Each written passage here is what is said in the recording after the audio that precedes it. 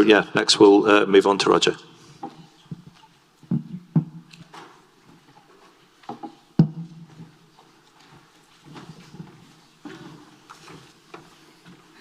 Everybody, how are you? Geez, I definitely need an hour on the couch with you. My life is chaotic. Okay, so very quickly, this is who I am. I actually don't work for the IRFU. I am certified by the IRFU to work in rugby. But I currently run and have done for the last 10 years, my own private clinic based around some professional sports people, predominantly amateurs, high-level amateurs, but over the last 7-8 years, as I've got older, I've really tried to explore the notion of longevity, things, principles, ideas, things we can do to help us try and live a healthier, longer life. So that's kind of where I'm coming at today. I suppose when I was younger, when I was in my teens, I was ready to take the world on. When I joined the military, I thought I was invincible. When I came out of the military and I got obsessed by lifting, I was trying to lift the planet and no boundaries were too much. But then as I've got older in life, my body's felt the effect of all that physical activity and I've got more and more into coaching. I've really tried to come full circle to appreciate what we're trying to do as an animal, and what we're trying to do is live a healthier, longer life for kids, for grandkids. You know, write yourself a hit list of where do you see yourself in 5-10 years time, physically, mentally, and in terms of your health. Then maybe I can help you a little bit today with a few ideas. Okay, businessmen and ladies of Ireland and further afield. This is a really bad business plan. And the reason why I say that, business operations are optimal, finances are great, the farm stock is in good health, your customers are happy, you're turning a profit, etc. This is a really bad business plan because maybe the weakness is you. You might be over 50, maybe 45, certainly if you're over 50, you've become so focused on your business profile, your profit margin, what you're trying to achieve business-wise, particularly in these current challenging times, that you've become unfit. Maybe you're overweight. Maybe your nutrition isn't quite on point, or should I say poor. Maybe you're on tablets for blood pressure, cholesterol. Maybe you have a weight management issue. Maybe within the next 5 years, you're staring down the barrel of possibly, and these are all possibly, maybe, but in the next 5 years, you're staring down the barrel of a significant health issue, stroke health crisis. And that's why your business plan is a poor plan, because you won't be around to see it through. Maybe. So what can we do? Key factors of longevity. Over the last 10 to 12 years, various science, university studies, scientific departments, private clinics around the world are looking at the whole question of how can we maintain our health, our absolute basic health as an animal, as a human being. How can we maintain our health to be healthier, fitter later in life? Key things, key pillars, if you like. Cardiovascular health and fitness, so how your heart works, is the #1 health priority for every single person in this room. Some people may never have a problem. A large proportion of you in this room will have a problem by the time you hit retirement age. And other issues such as balance, poor nutrition, all affect your cardiovascular performance. Other aspects which we'll look at are, we look around the world at various examples of real positive mental outlook in later life. We'll look at the effect of stress and the effect of sleep. So kind of tying in with what was happening over here. Cardiovascular fitness. What I'm suggesting to you here is not high-level sports performance. It's how your heart performs on a daily basis, how your heart performs under stress, how your vascular system operates across your body, Is your nutrition affecting your vascular performance? So are you going down the route of type 2 diabetes? Do you have a cholesterol problem? So things that can help you on a cardiovascular journey, the good old-fashioned walk, swim, run, cycle, play sport, be involved, that kind of stuff. Really important. Strength training, which is kind of my world, although I have been an endurance athlete in younger years. Strength training comes in a whole myriad of different options. And what I would say to you is, maybe look at something you did in your youth, because you'll have an automatic hook into that, whether it's football, hurling, other team sports, or whether you feel you want to be more community-based in your fitness journey or your new fitness journey, get involved in a class, get involved in a club, maybe take that journey on with a friend. But it's really important to think about strength, stability, durability. There is a horrendous statistic in the United States around the impact of balance and stability, and that is people over the age of 65 that have a significant fall, 40% are dead within 2 years. That's a serious number of people. Why? Because it's that compounding effect of lower level general health, significantly overweight, not carrying enough muscle mass, so that fall becomes catastrophic. Is it a joint? Is it a hip? Is it a leg? Is it a shoulder? Is it a neck issue? Things that highly impact later on in life, that this lack of stability, the fall, is highly impactful. So 40% die within 2 years. I mean, that's bananas.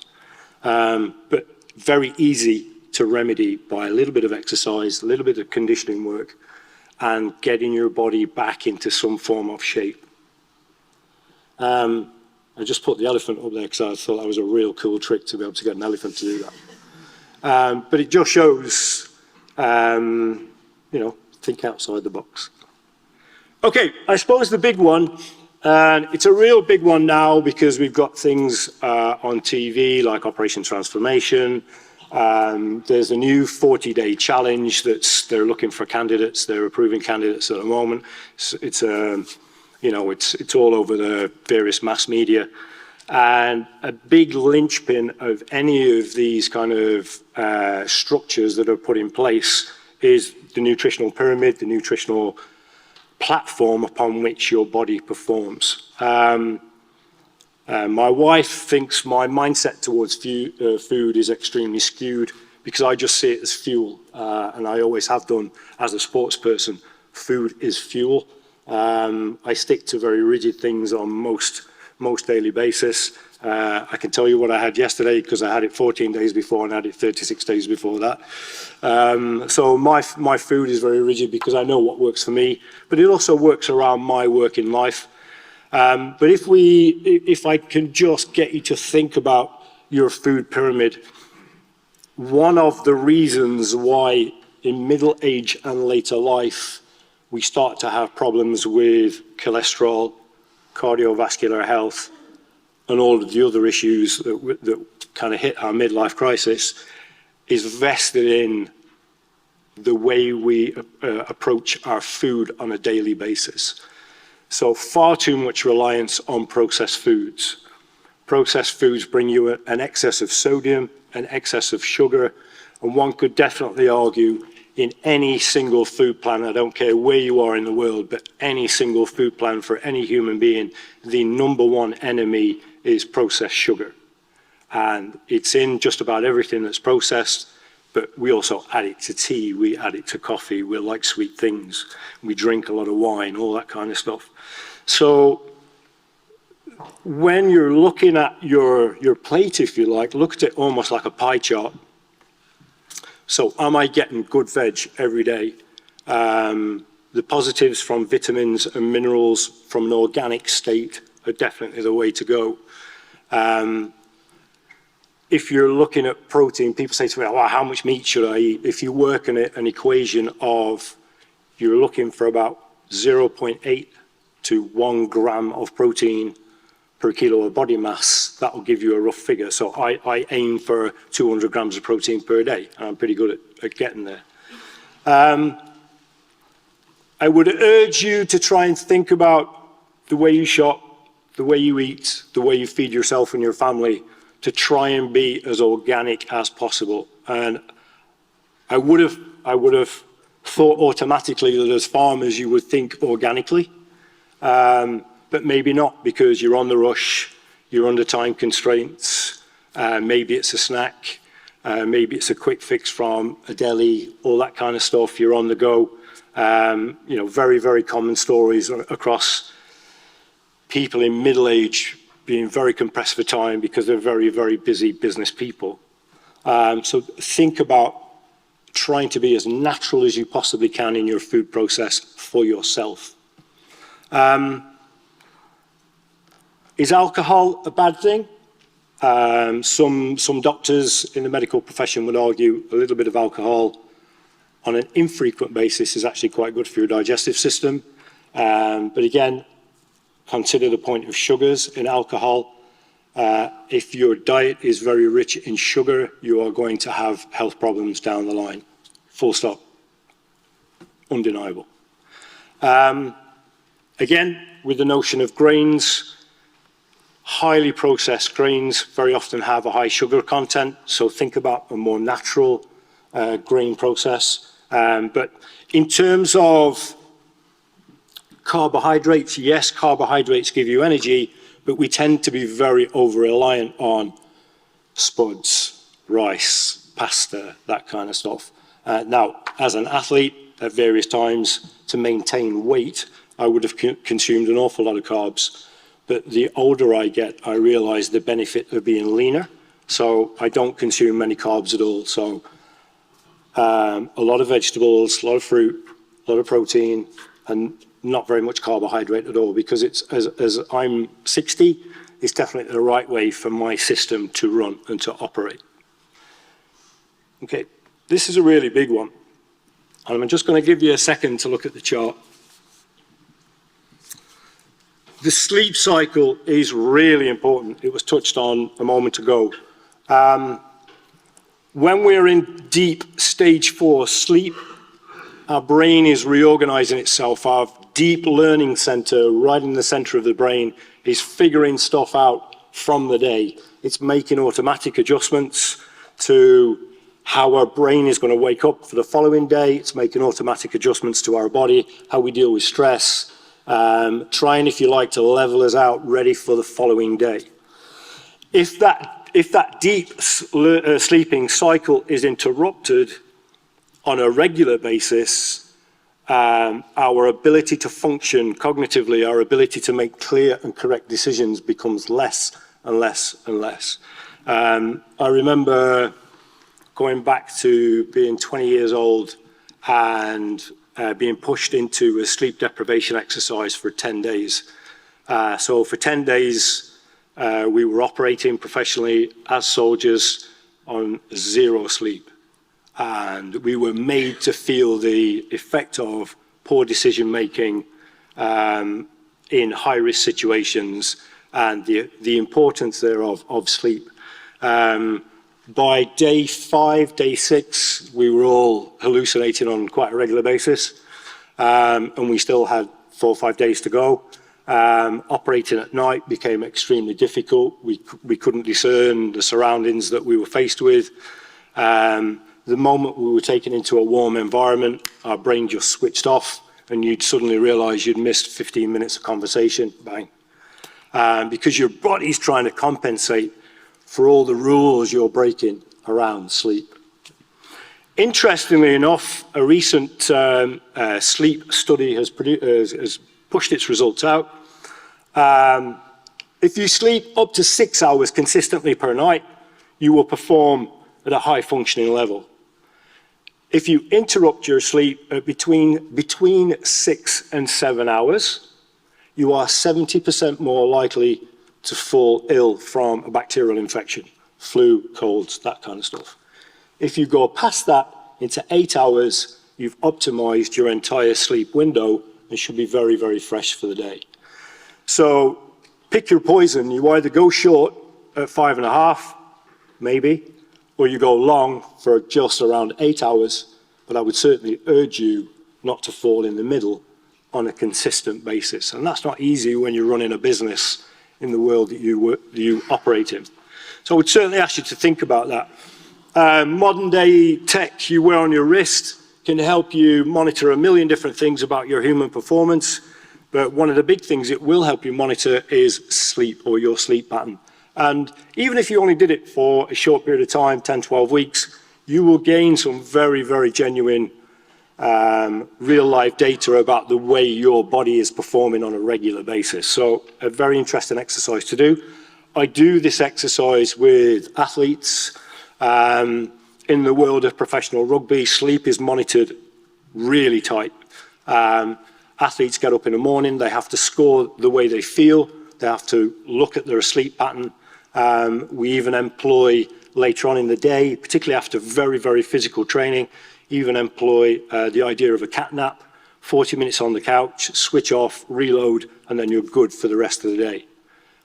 So some very interesting tactics around sleep to keep you at optimal performance in terms of the way your brain is working. Okay. What can we learn from around the world? I do think this is a very interesting thing. There are things around the world called blue zones. I don't know if anybody's heard of them. There's been a couple of documentaries on TV. But it's where certain communities are living well outside the norm. Okinawa in Japan is one. There's a couple in the States. There's a couple of Mediterranean islands around the area around Greece, where communities stay together for a very, very long period of time. You see grandparents, you see great-grandparents. There is a sense of community value, and that's not necessarily based around religion. It's just generation after generation coming together on a regular basis. So there's a sense of worth. There's a sense of older people influencing younger people and still feeling a value in that ideas exchange. There is undoubtedly physical activity on a daily basis. And interestingly enough, most of the blue zones around the world are in areas where, you know, it's always an uphill walk or it's always a downhill walk. There's certainly none in Holland. There are no blue zones in Holland. But if you look at areas around the world where people are living well beyond 100 consistently, which for men is very unusual. The average age of a man passing is 82 to 83. So for a man to live, or men to live consistently beyond 100 years is well outside the norm. And because these guys are walking steep inclines on a daily basis, they're doing it with a friend, there's that whole sense of community around it. So there's physical activity, there's community spirit, there's a sense of belonging, a sense of well-being, and also a very organic food lifestyle. So it all starts to stack up when you start to look at the people that are living a longer, healthier life. Okay, it all kind of brings me back to this. What can we do? What seeds of points of interest can I give to you? And, you know, it was very eloquently put, science-based, around having cut-off times around work, giving yourself some free time. What can I do with that free time? How can I take my brain down a different direction, sensory input from that point of view? So the feel-good chemicals that we produce around physical exercise, around physical team-based exercise, even more so, which is why I say if you're going to just do a general health thing, do it with a training partner, do it with a friend, go on a joint journey, because it's extremely rewarding mentally. So cardiovascular health, key markers in terms of exercise, at least 2 specific 30-minute sessions per week of taking yourself slightly out of breath. And that's probably the easiest way to describe it. In sport terms, low-level zone 2 of your heart rate. You don't need to be flatlining. You don't need to feel broken at the end of it. Just enjoy something that's vigorous, for at least half an hour.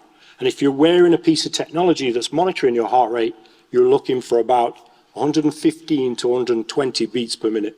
That's the ideal zone 2 for most adults.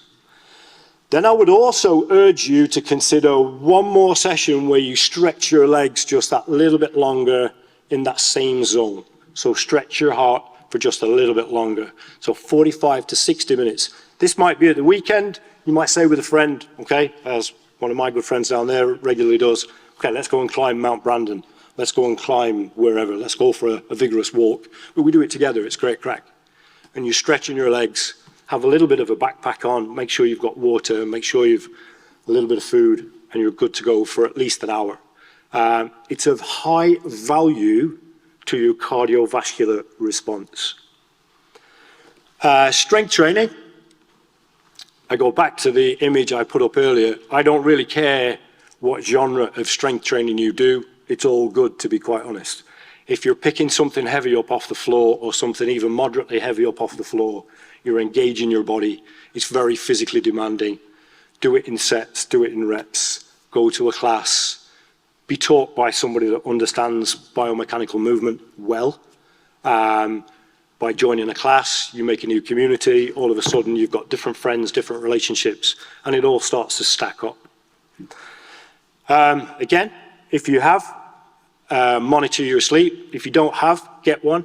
They're not that expensive these days, but take a look at the way you are sleeping and use that information to make some positive changes. You say, Jesus Christ, my average sleep this week has been 4 hours per night.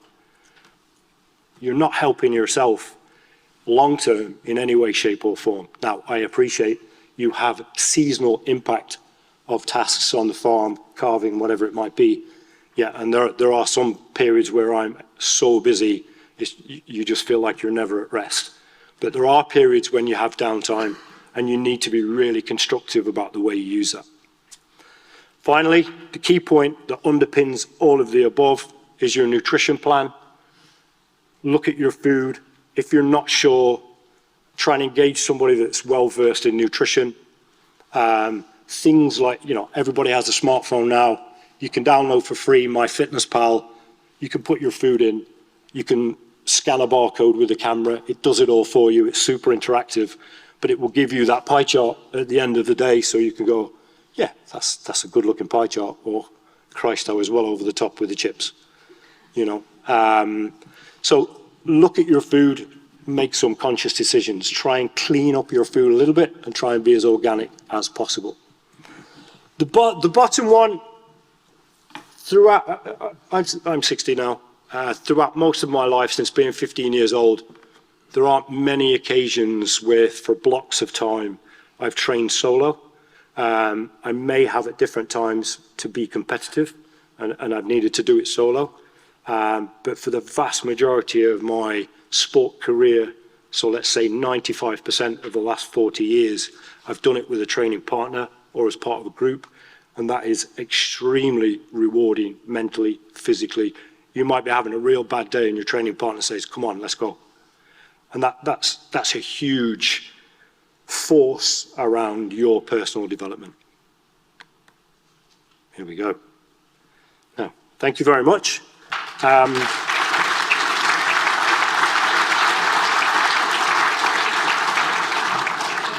If anybody has any questions or wants to chat to me after, I'll be around for the rest of the day. Thank you. Thank you, Roger. That was fantastic. I think there'll be a lot of people in this room who probably look after their cows better than they look after themselves. So look, that was fantastic. And what we haven't told you is there is a compulsory 10K run after this session. So you're all looking forward to that. No, it's fantastic. Thank you, Roger.